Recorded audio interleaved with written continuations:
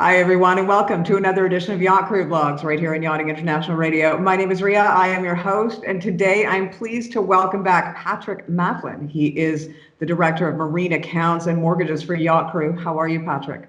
I'm very well, Ria, and very grateful to have the opportunity to be on your show once more. Thank you very much. Yeah, well, you know what? We've been following a story that you've been writing a lot about and sort of bringing to the forefront of the yacht crew industry. It's about financing and the fact that it seems there are certain companies that are very good at taking advantage of crew coming into the industry. There's a reputation that is associated with this company, so they are able to sort of fly under the radar, as it were. Now, I have to make a disclaimer before we go further in this interview that we are just a news source. We are following up with Patrick on a story that he has written. It is news, and it is all over social media. These opinions aren't necessarily ours, but they are Patrick's. So with that being said, tell me what's going on with this latest article, and we are going to be able to provide a link underneath this interview when it's done if people want to get into it further. But what's in this latest article? This latest article is a collation of facts that we have put together as a result of our intensive research, following on from our previous article, The Rise of Bad Financial Advice.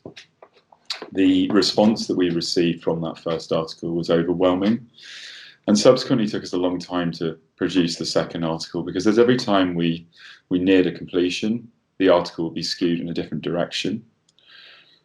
We have never really been a company to name and shame, and it was a very difficult position for us to take. We, as those who've already read the article will realise, that the focus is solely on United Advisors Marine.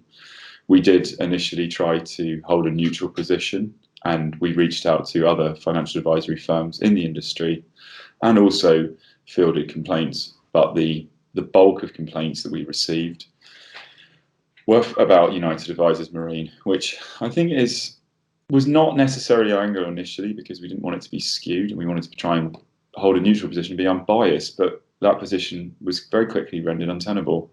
So the article that you have now received and read is a representation of fact and was carefully collated and researched. And I have to say the facts and the truth about this matter is very disheartening. Now, this company, you're not necessarily, highlighting. You actually, in the article, not even 3 years ago, you were recommending this company. Yes, most certainly we were. We had a very good relationship with United Advisors Marine up until really 2019, I would say. I had a suspicion about them, which I held, and I tried through gentle diplomacy to try to get them to cease their activities. Going back to our discussion in the last interview, we wrote the first article kind of highlighting that there were problems with this company. The financial emigration article, who benefits from making the move. The reason that we wrote that article is because United Advisors Marine, or UAM as I will now call them, were heavily involved in financial emigration with respect to the March 2020 South African Revenue Authorities tax changes, and we saw straight through that and realised that it wasn't going to benefit anyone other than them. I met them at an event that I joint hosted with Viking Recruitment in, I believe, May of 2019, and I spoke with both Elliot and Oliver in an attempt to cease their activities, of which they both said that there was no impropriety here or any wrongdoing. So naturally, I stood down, only to really, in my heart of hearts, know that that wasn't the truth, and that they were just giving me lip service. So before you go on, Patrick, what was it about this issue with South Africa that they were doing to take advantage of it? For those that were convinced to financially emigrate and move all of their assets and financial investments out of South Africa into a new jurisdiction, it was a huge move. And essentially, from our research, as per this article, we demonstrated that it would have been far easier for them just to surrender their tax number to SARS You didn't need to financially emigrate. And also, if you actually read the tax legislation, there was an exemption in place for seafarers. So there was no need for them to financially emigrate at all. If they could show that they worked on a vessel in a navigational capacity for more than 60 days and they were also out of the country for more than 183, it didn't apply to them. There were exemptions written into that particular piece of tax legislation. So it was completely null and void. But the only benefit there was to United Advisors Marine. And they were trying to capitalise on this, as they have done on many other occasions, as evidenced in my article. And it is really upsetting that they keep doing this. I really solely cannot see any benefit to crew who have decided to take this action. So the only benefit really was a percentage that they would be taking out of the money that was transferred over. Absolutely, it was entirely that, and also the heavily indemnified policies that they're selling with commission for the advisor. That's the only person that's benefiting. If you're 2 years, 3 years into a plan and you still haven't paid off the advisor's commission, you've got to start asking yourself questions. Is this policy actually fit for purpose, and does it work for me? And then to boot, now with obviously market fluctuations, we're seeing policies, particularly in the case of Riley's, where they're not actually making any return. And crew member one, as cited in the article as well, went through exactly the same thing. I think when I initially wrote the first article, I was kind of hopeful that if crew allowed their policy to get to maturity, that they would actually see a fair return. But with the way the markets are operating, with the additional charges that UAM have brought on for movement or migration of funds, and monthly charges, I really just don't think these policies represent a sound investment anymore, and I would strongly discourage anyone from continuing to invest in them. So, for example, say somebody invests in a 20-year policy of some sorts. How long, generally speaking, with a lot of the people that you've talked to, how long does it take them for even them to pay off the fees? The first thing I'd like to say about a 20-year policy is that most people in yachting don't stay in yachting for 20 years. The second thing that I see as evidenced all the time is that I spoke with a captain on Sunday night who contacted me with respect to the article, who was very concerned, and he'd been encouraged to basically put 60% of his monthly income into a policy. He was investing $4,000 a month. Now, in his case, I believe he may well have been with a 20-year plan, but I would need to look at his policy to confirm that. Now, I believe that he would have to pay. He would be paying for the first 3 years the advisor's commission and wouldn't receive anything himself. That's insane. To give you an idea how heavily indemnified these policies are. Again, look at Riley's case. Look at Mark Rosso. Look at Abby Manning. These cases that are coming to the forefront now are a direct result of our first article, and what we're finding, overwhelmingly in the industry is that people are being terrified to speak out because for some reason they feel threatened by UAM. It's potentially because of the use of gagging orders and how very familiar they are with immediately threatening legal action. It's a very sad situation, but it does feel that things are changing and that we are finally giving these people a voice. And certainly, as I can speak firsthand, it's amazing how many crew have come forward again since the publication of our last and most recent article. So I really applaud everyone that's finally found the courage to come forward. Well, let me ask you, if somebody sees this interview or reads your article and realizes that they have indeed, invested in a policy such as this through this company, how do they go about finding out what's going on with that? How do they go about getting themselves out of that situation?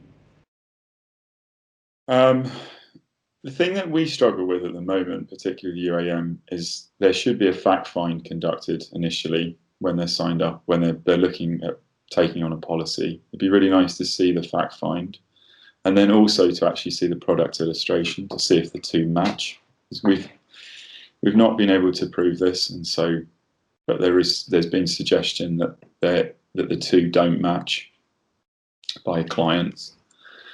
The next stage really is to contact UAM and ask what the current surrender value is of the policy. And if you're not happy with the response that you get, please just complete our grievance form and we will pass this on to UAM's regulator, Nexus in Gibraltar. We have had a lot of discussion so far, even this week, with our compliance team and Mary Boyd for that matter. Now, it's registered, this company is registered in Gibraltar. What is different about them being registered in Gibraltar than, say, another company being registered in England, for example?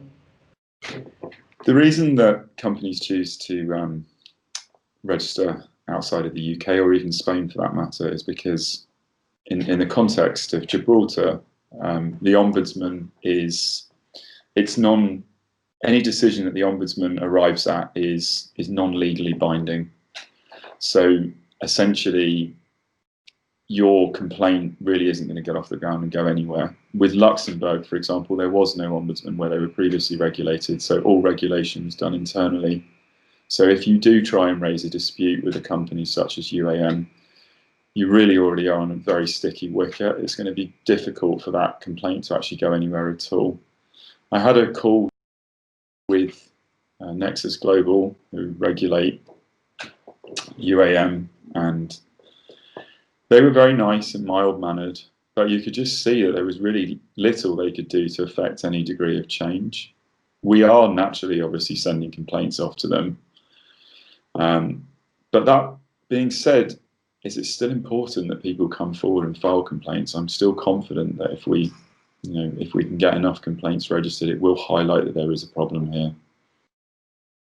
So in the future, going forward, would you suggest to anybody that is looking to invest to either reach out to somebody they know and trust, such as, perhaps yourself, to say, yes, this is a good company or this is not a good company, or even just to find out where the company is registered? We, first and foremost, don't provide financial advice and will never do so. What we would suggest is that if you are looking to invest with a particular company, is that you really have acutely focused your attention on how they're regulated and where they're regulated, and understand the process of which we can give suggestions and recommendations on. Certainly UK-based companies, certainly post 2013 with the Retail Banking Act, is that the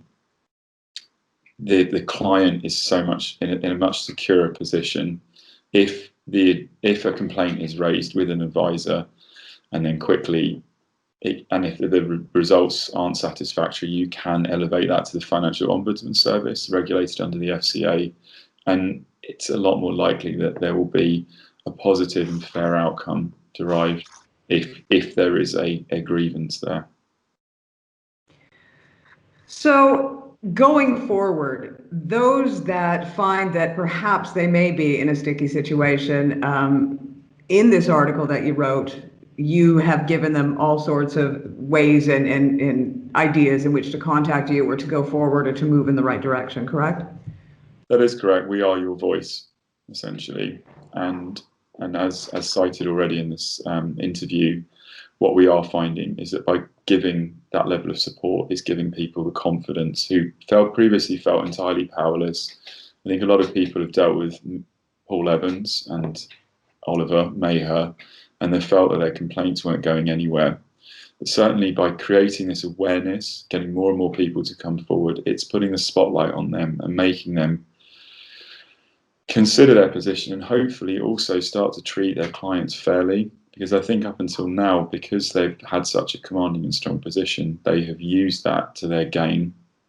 And with the silence that surrounds the shame of making a bad investment, that they've used that once more, and thus people haven't really had any success. But I do think with our support that we cannot guarantee that we will get your money back, but we can certainly prevent others from succumbing to this. Well, I think in today's climate, with what's going on and people losing their jobs, etc., a situation like this, I don't think people are as ashamed as they used to be in the past, because everyone's sort of feeling the same sort of things and everyone's experiencing the same things. I will make sure to include a link to this article below this interview.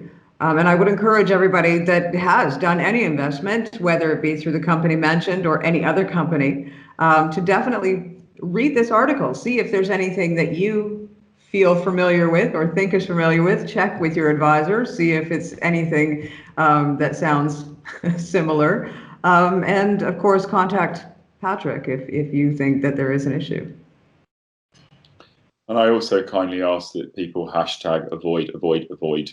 Let's keep the momentum going with this. There's been some amazing hashtag campaigns over the years that have really made some enormous changes. Obviously, Me Too is the one that springs to mind first and foremost. So please just keep it going. Let's just keep the pressure on, and let's hopefully affect a positive change and outcome for all. Well, thank you so much, Patrick. Again, it is always great to have you on talking about, the finances and the fact that it's not nice when people get taken advantage of. And the yachting industry has been known for being, quite a well-paid industry, but people work hard for that money. And a lot of these crew are very young. And the fact that they're thinking about even investing in the first place is quite miraculous. So to be taken advantage of is not a good thing. So thank you for bringing this to our attention. It's a pleasure, Rhea. It's always nice to be on your show, and thank you so much for helping. Of course. Once again, we will include that article link just below this interview. If you are interested, please do not feel ashamed to reach out to Patrick or to tell your story, because at the end of the day, there's way more than just one person that has been taken advantage of from reading this article, so you are not alone. You've been watching another edition of Yacht Crew Vlogs right here on Yachting International Radio. My name is Rhea. I have been your host. Please tune in again for another episode.